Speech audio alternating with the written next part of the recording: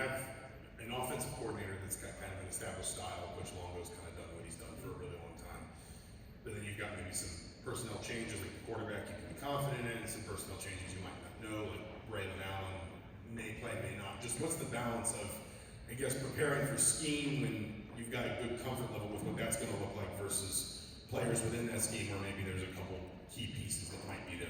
Yeah, for sure. I think you just go back to what does the film show you, right? So you have a system, you try to dive into a system, understand, and you also see who are the pieces of the system, right? What do they do best, and you say, okay, how could those be highlighted, you know? And you know, if they don't have a guy, how does that change things from that standpoint? But obviously, Coach Longo's done a really good job at a bunch of different places, and got a lot of respect for him. And I think it starts with his system from there. But definitely, we study the personnel and how they function best. Matt on your right, and Daniel. Hey, Coach. Jordan Shaw had first playing time this past week. But you don't coach a specific position, but as a DB coach, you're working with Coach Shelby a lot. What have you seen from him? What do you like about him as a player and his upside? Yeah, he's done a great job. To me, it starts with the mentality he has. So for any young guy to be able to step up in a big spot, we had seen that develop, over weeks, and say, hey, we got to get him, inserted in this role, and obviously with Noah down, we made a decision, from a packaging standpoint to be able to put him into, some slot corner type roles and things like that. And, he's got toughness to be able to blitz, and you're able to see that. But it's mentality to me. It starts with that. He has skills, but it's mentality. Daniel on your left, and then Don. With Phil in mind, I think PFF has him at 11 receptions allowed for the entire season. I think 1 against Penn State, 0 last week. How would you kind of evaluate his overall play so far this year? Yeah, he's done a good job. Coach Shelby's done a great job, with him, and he's a guy that's progressed. When I first came here in the spring, was able to see the talent that he had, and to me, he's gotten more comfortable in our system and done a really good job. Don and Mike. Matt, what was the turnaround? What happened this week in comparison to the previous 2 or 3 weeks with this football team on the defensive side of the ball? There was more discipline. There was an effort level that was different. It seemed like to me. Yeah, discipline, consistency, pulling guys up to an expectation level. You've seen the flashes of it, but it was, hey, we're doing it every single play. So our messaging to the guys was one play. Say one play, put the ball down. How hard are you going to fight on one play to do your job for your brothers? That was our mentality for the game, right? And then no matter what happens, the dust settles. One play, let's do it again, right? So we just simple. Here's what we're going to do. Here's our attack plan. And let's go. Andre Carter played a lot more kind of inside more than he had the rest of the season, just snap-wise. Was that something like want to take advantage of against Penn State, or see something to do moving forward? And with this season as a whole, sack numbers aren't there, but pressures, been very disruptive. How did you kind of evaluate this whole body? Yeah, for sure.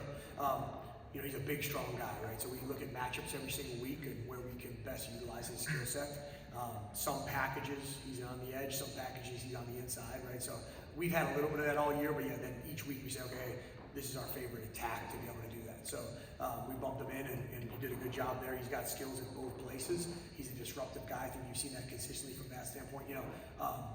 Sacks are obviously important. They're huge havoc plays, but you're able to affect the passer without necessarily stats that show up at times too, right? So being around the quarterback, harassing the quarterback, I think that he's done a good job from that standpoint. Mason on your right, then Zach. Coach, I realize that given the defensive performance, the one that probably sticks in your head is the late touchdown that at the end of the game. What did you kind of see on film, looking back on that play that might have led to that? Yeah, what keeps me up always is do you put your guys in the best positions to go win a game there, and I wish that I could put us in a better position, a more protected position in that role. 3 minutes left, 3 timeouts. You have their full offense available at that time. They just ran the ball for 10 yards against us, and had a 50-50 call in that situation, and had an unprotected guy down the field, and I wear every bit of that, and we'll work hard to put us in the best position. Zach and Daniel.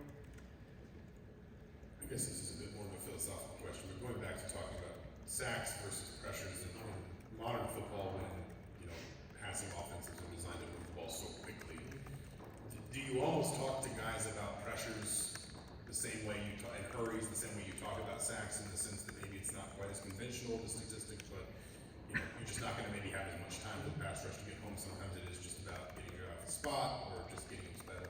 Yeah, so we talk about affecting the quarterback in totality, right?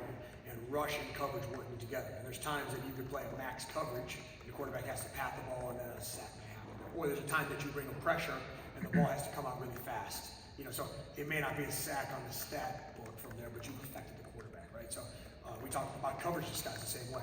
Do we do a good job from that standpoint? And the quarterback has to catch a ball and then think, you know what I mean? So all of that goes under that umbrella of how we affect a quarterback. And yeah, it's not just stats from that standpoint. It's about what's the end result of the production. Daniel? With Anthony Jones, I remember who put a new high in snaps on Saturday.